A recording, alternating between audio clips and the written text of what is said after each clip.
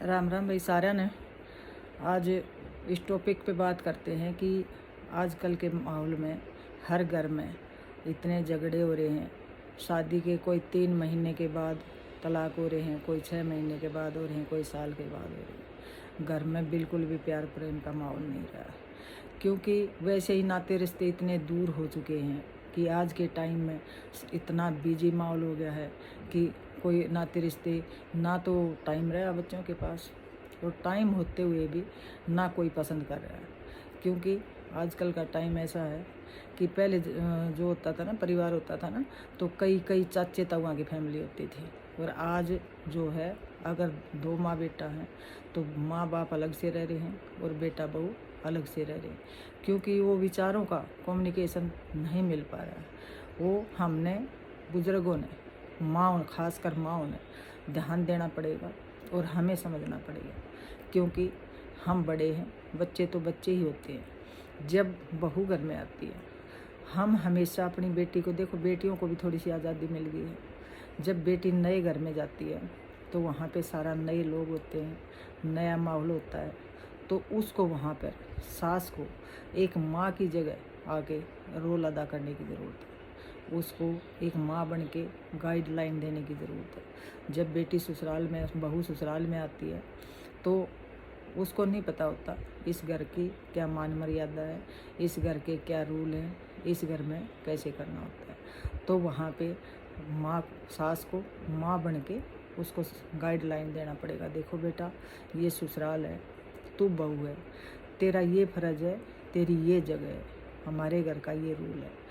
अगर फिर भी बच्चे नहीं समझते, कोई गलती करते हैं तो उसे इग्नोर कर दे। ये नहीं, बहू की छोटी सी गलती को बहुत बड़ा बना दिया जाता है। देखो, जैसे हम अपनी बेटी कोई गलती करती है तो हंस के टाल देते हैं। इसीलिए अगर बहू कोई गलती कर दे, कभी डांट दो, लेकिन कभी उसकी गलती को हंस के भी टाल के देखो। उसको भी लगेगा कि हाँ, मेरी गलती को इग्नोर किया गया तो इस घर में मुझे अपना मानते हैं। तो इसलिए उस बहू की गलती को भी इग्नोर करके देखो। बच्चों को समझाओ, 1 दिन नहीं तो 2 दिन में समझेंगे। हम माँओं को ये समझना पड़ेगा कि हम अपनी बेटियों को ये संस्कार दें कि हम जैसी बहू की इच्छा रखते हैं। हर कोई चाहता है ना कि हमारी बहू ऐसी आए भी हमारा कहा माने, हमारी सेवा करे, हमारी मान मर्यादा का ध्यान रखे और भाई हमारे परिवार को जोड़ के रखे। सब ऐसी ही बहू की कामना करते हैं। तो हमने यही शिक्षा अपनी बेटी को देनी पड़ेगी कि बेटी, तू भी बहू बनने जा रही है, और उन लोगों की भी कुछ इच्छाएं होंगी, उन्होंने भी कुछ सपने देखे होंगे कि हमारे घर में बहू आएगी और भी हम ऐसी बहू होनी चाहिए। तो जैसी मैं बहू चाहती हूँ, तो वैसी ही बहू बन के अगले घर में जा, ताकि मुझे कोई बुराई ना मिले। क्योंकि हमेशा माँ को ही कोसा जाता है, क्या सिखाया तेरी माँ ने। तो हम माँ ये नहीं सोचते कि हमसे ही चलता है, सारी रील हमसे ही चलती है। क्योंकि हम बच्चों की परवरिश जब करते हैं ना, आजकल का माहौल पता है क्या हो गया, जब ससुराल में छोटी सी गलती हो जाती है, चलो कोई बात नहीं, अगर सास ने गुस्सा कर दिया या किसी ने भी घर के मेंबर ने गुस्सा कर दिया तो क्या हो गया, अपने पेरेंट्स नहीं डांटते क्या? अपने भी तो पेरेंट्स डांटते हैं। वो रोएगी, तुरंत फ़ोन लगाएगी, मम्मी मेरे को ऐसा बोला गया, मम्मी मेरे को ऐसे डांटा, मम्मी मेरे को ऐसा कर। मम्मी तुरंत कहेगी कि ऐसे कैसे बोल दिया उन्होंने, तू ऐसे कर दे फिर मैं अपने आप देख लूँगी, तू ऐसे कर बोल फिर मैं अपने आप देख। वहीं से बेटी का घर खराब हो जाता है। नहीं, हमें ये सोच बदलनी पड़ेगी। हम उसको समझाएं, बेटा वो तेरी माँ है, अब वो तेरी माँ है, अगर उसने तुझे डांट दिया तो क्या हो गया, वो तेरे फायदे के लिए, तेरी भलाई के लिए तुझे डांट रही है। कोई बात नहीं, उसने डांट दिया, वो प्यार भी करेगी फिर तेरे से, तू गुस्सा ना मान। उसने डांट दिया, कोई बात नहीं, तू ये गलती दोबारा से मत करना, और उसको सॉरी बोल जाके कि मम्मी ये गलती मैं दोबारा से नहीं करूँगी।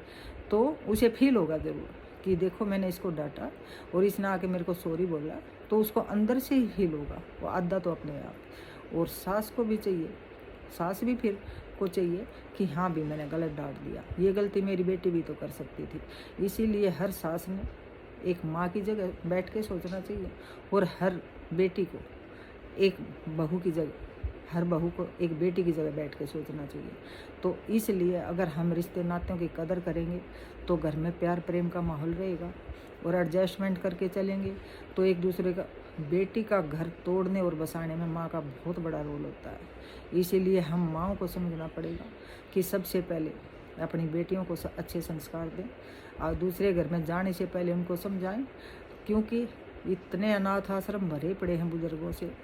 कोई बेटी नहीं चाहती कि मेरा पेरेंट्स अनाथ आश्रम में जाए, मेरी माँ अनाथ आश्रम में जाए या मेरा बाप अनाथ आश्रम में जाए।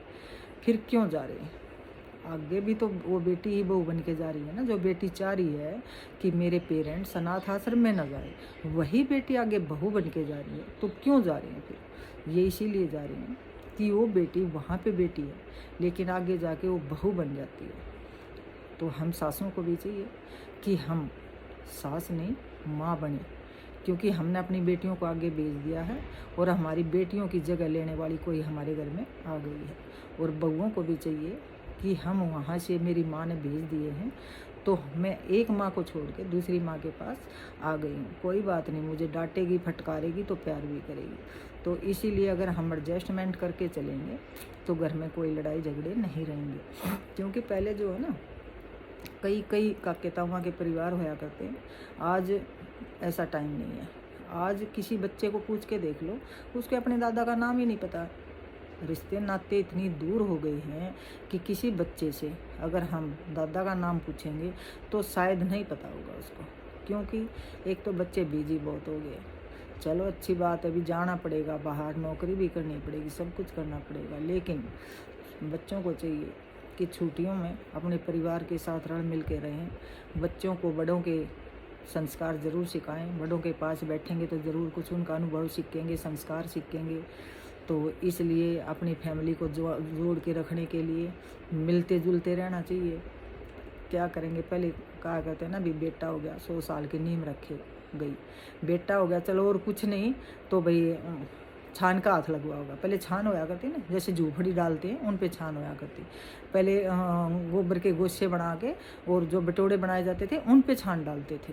तो यही कहा करते, जिसका भी बेटा होता ना तो यही कहा करते उनका बेटा होया है, चलो और कुछ नहीं तो छान का हाथ लगवा होगा। लेकिन आज का बेटा किसी को पता ही नहीं है, कि पता चलता बस बेटा हो गया, उसकी कभी शक्ल ही नहीं देखी गाँव में।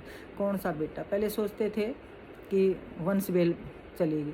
अरे जब हमें अपने दादा के नाम का ही नहीं पता तो कई पीढ़ियों का तो क्या पता होगा? फिर कौन सी वंश वेल चल गई हमारी? ना दादा ना पोते का पता है मेरा पोता कितना बड़ा हो गया, ना पोते को दादा का पता है। तो इसलिए ये ठीक नहीं है। अपने परिवार के साथ मिलजुल कर रहो, क्योंकि हर माँ बाप चाहता है कि मेरा बच्चा बड़ा होकर, इसीलिए पाला पोसा जाता है, बड़ा होकर मेरा सहारा बने, मेरा बुढ़ापे का सहारा बने और मेरी इज्जत करे और मेरी सेवा करे। तो इसलिए बच्चों को भी चाहिए और बुज़ुर्गों को भी तालमेल बिठा के रखना चाहिए, क्योंकि बच्चों को, बुज़ुर्गों को अपने फ्री के, अपने अनुभव और अपने फ्री के विचार और फैसले बच्चों पे नहीं थोपने चाहिए। क्योंकि अगर बच्चे सलाह लेते हैं तो उनको दे दो, अगर नहीं लेना चाहते तो अपनी फ्री की सलाह उनको मत दो। क्योंकि हम अपने फ्री के फैसले और सलाह बच्चों पे थोपते हैं तो ज़्यादा झगड़े होते हैं। क्योंकि बच्चे आज पढ़े लिखे समझदार, मेरा मानना है, क्योंकि हम ना तो इतने पढ़े लिखे हैं ना भाई हमारे पास इतने, आज का टाइम कुछ और है, हमारा टाइम कुछ और था। तो मेरे को लगता है कि बच्चे हमारे से ज़्यादा समझदार हो गए हैं। इसलिए हम ज़बरदस्ती अपने फैसले उन पे ना थोपें, ना अपने विचार थोपें, ना अपनी राय दें फ्री में। अगर बच्चे हमें पूछना चाहते हैं, हमसे लेना चाहते हैं, तो उनको अपने अनुभव के हिसाब से, अपने तजुर्बे के हिसाब से अनुभव दो। नहीं लेना चाहते तो फ्री की राय मत थोपो, उनको अपने हिसाब से जीने दो। बच्चा एक बार नुकसान करेगा तो दूसरे बार सीख जाएगा, पढ़ पढ़ के ही सीखता है। उसको अपनी मर्जी से अपना घर बसाने दो, ना कि उसके ऊपर बोझ बनो। क्यों अपनी फ्री की राय थोपोगे तो बच्चे आपको बोझ मानने लग जाएंगे कि ये और बीच में बोलेगा, ये और ऐसे बोलेगा, ये नहीं। अपनी 2 रोटी खाओ, आराम का ना लो। अगर बच्चे कुछ पूछते हैं तो अपने तजुर्बे के हिसाब से बताओ, नहीं तो वरना ठीक है बेटा, ठीक है बेटा, बस ठीक है बेटा, अपना आराम का ना लो और उनको आशीर्वाद दो।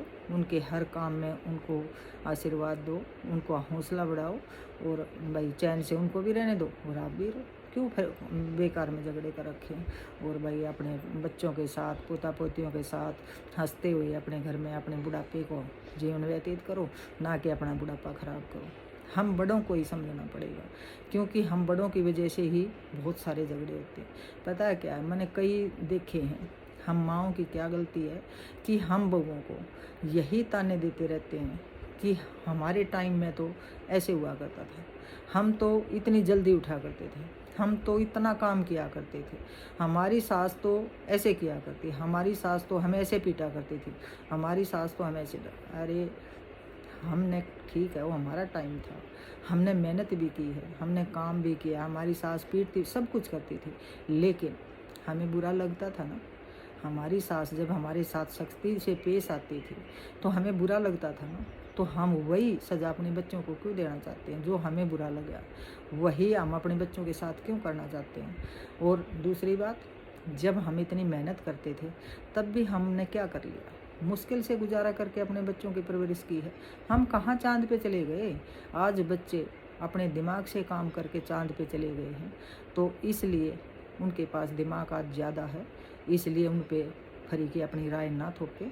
आप आराम से बैठ के रोटी खाइए और अपना बुढ़ापा चैन से अपने पोता पोतियों में हंस के बिताइए, ना कि उन पे बोझ लगने लगो। ऐसे फरी की राय थोपोगे तो बच्चे बोझ समझते हैं, फिर सोचते हैं भी इसको चला जाए, ये फिर बीच में बोलेगा, ये फिर भी। तो ज़्यादातर यही झगड़े हो रहे हैं कि यही कहते रहते हैं। मैंने सुना है बबुएँ कहती रहती हैं कि हर बात में बीच में बोलेगी, हर बात। बेटा भी कहता है कि आदत है उसकी, तो हर बात में बीच में बोलेगी। नहीं, बिल्कुल नहीं। रोटी खाओ, आराम का ना लो और अपने पोता पोतियों के साथ मस्त रहो।